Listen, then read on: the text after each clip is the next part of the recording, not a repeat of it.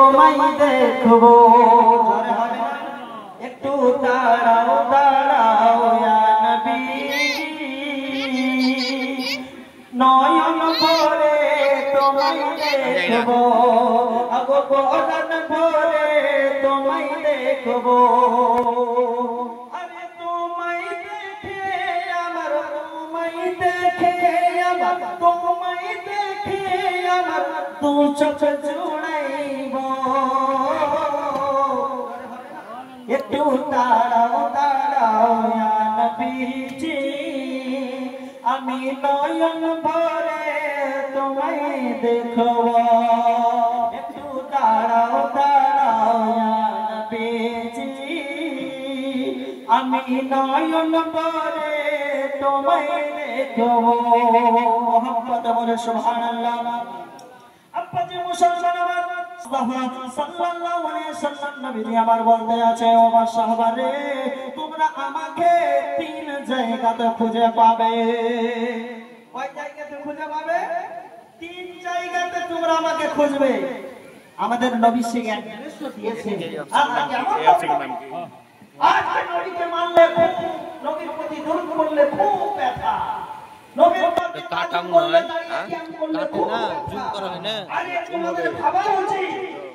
যে নবী হাসরে তোমাদের জন্য সাফাত করে জান্নাতে নিয়ে যাবে সুবহানাল্লাহ সুবহানাল্লাহ আরে যে নবী এখন রওজাতে উম্মতি উম্মতি বলে কান্না করছে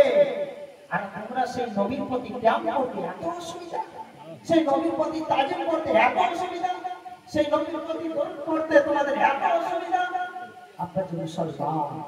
আওলা নাসবি ইয়াউমাল কিয়ামতি আসসালামু আলাইহি সাল্লাম আল্লাহ রাসূল সাল্লাল্লাহু আলাইহি ওয়াসাল্লাম বলেন হাদিস শরীফের মধ্যে সাত যে ওই ব্যক্তি আমার সব থেকে নিকট ব্যক্তি হবে ওই ব্যক্তি সব থেকে আমার কাছের হবে ওই ব্যক্তি সব চাইতে আমার আরশের ছায়ার নিচে হবে যেই ব্যক্তি আমার উপরে বেশি বেশি করে দরুদ পাঠ করে যারা সুবহানাল্লাহ আরে নবীর প্রতি যদি আপনি একবার দরুদ পড়েন আল্লাহ তাআলা নিজে খুদ ইরশাদ করেছেন যে তার সেই ব্যক্তির গুনাহ 10টা গুনাহকে আমি মাইনাস করে ধরে বলে না এবং তার 10টা গুনাহ খাতা মাফ করে 10টা নেকি আপনার আমলনামাতে লিখে দিই যারা সুবহানাল্লাহ তাও আল্লাহ বলছে শুধু এটা বলে আমি কেন না বলছে যে ব্যক্তি আমার নবী পাক সাল্লাল্লাহু আলাইহি সাল্লামের প্রতি একবার মাত্র দরুদ পড়ে তার মাত্র 10টা সম্মান আমি বৃদ্ধি করে দিই বাড়িয়ে দিই যারা হবে না কয়টা বললাম শুধু একবার দরুদ পড়লে 10টা নেকি দেয় 10টা গুনাহ মাফ করে তার 10টা দরজা সম্মান বৃদ্ধি বাড়িয়ে দেয় যারা হবে না একবার দরুদ শরীফের দিকে যাচ্ছে না নবীর মহব্বত আপনাকে রাখতে হবে আল্লাহ কোরআনে ইরশাদ করেছেন কুল ইন কুনতুম তুহিব্বুনাল্লাহ ফাত্তাবিউনি ইউহিব্বুকুমুল্লাহ ওয়া ইয়াগফির লাকুম যুনুবাকুম আল্লাহু গফুরুর রহিম সুবহানাল্লাহ আল্লাহ বলেন নবী গো আপনি জানিয়ে দেন আপনি দুনিয়াবাসীকে জানিয়ে দেন বলে দেন বলছে যদি আমার থেকে মহব্বত রাখতে চায় আমার সঙ্গে কেউ যদি কানেকশন রাখতে চায় আমাকে কেউ অনুসরণ করতে চায় আমাকে কেউ অনুকরণ করতে চায় ফাত্তাবিউনি আগে নবী গো তোমার একটা কথা আগে ফাত্তাবিউনি আগে যেন তোমাকে ভালোবাসে আমি আল্লাহ সেই ব্যক্তিকে ভালোবাসবো সুবহানাল্লাহ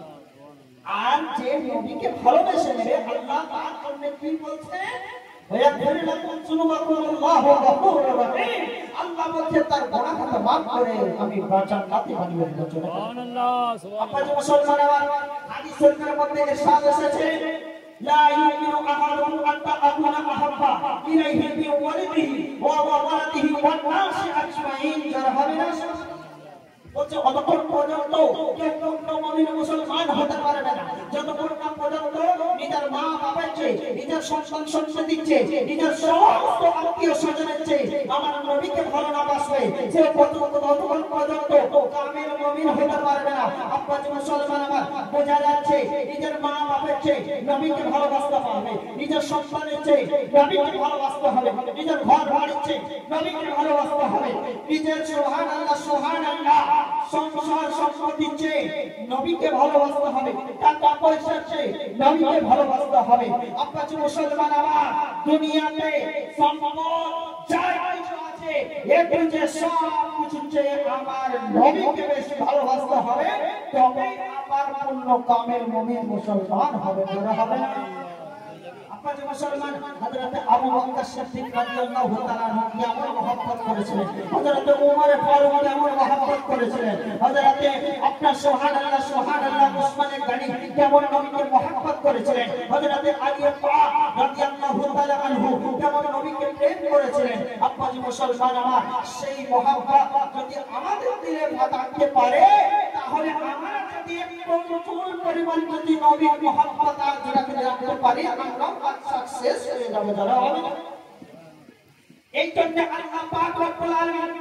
নবীর স্পর্শে থাকার জন্য 10 জন সাহাবাকে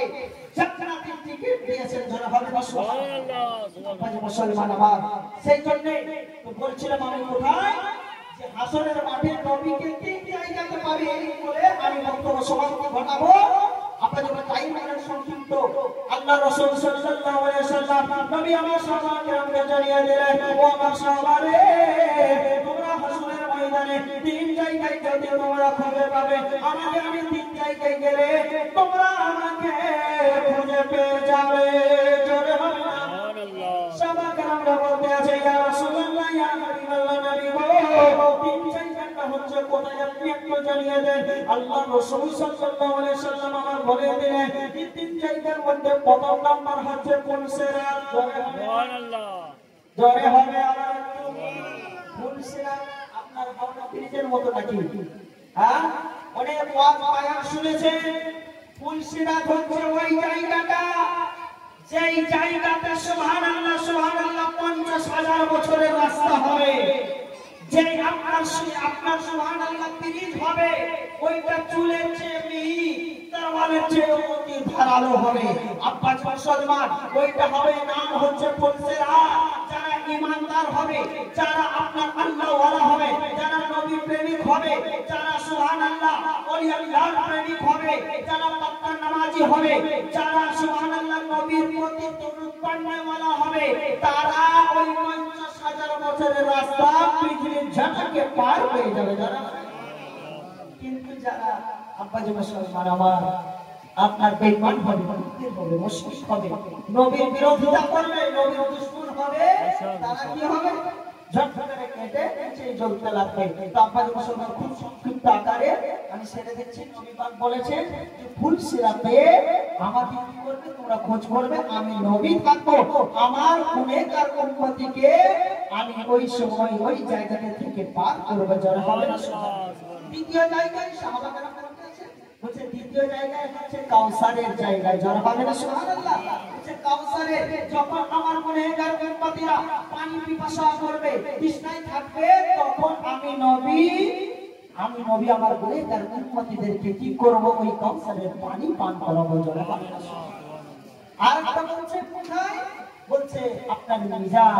মিজান হচ্ছে আপনার সুবহানাল্লাহ দাড়ি পাল্লা, যেখানে আমার আল্লাহর গুনাহগার উম্মতিদের আপনার সুবহানাল্লাহ গুনাহ মাপা হবে, নেকি মাপা হবে, ওই জায়গাতে নবী পাক সাল্লাল্লাহু আলাইহি ওয়াসাল্লাম নবী আবার বলছেন ওই জায়গাতে থাকবো। যদি আমার কোনো উম্মতি একটু গুনাহর পাল্লাটা ভারী হয়ে যায়, আমার নবীর প্রতি সে যদি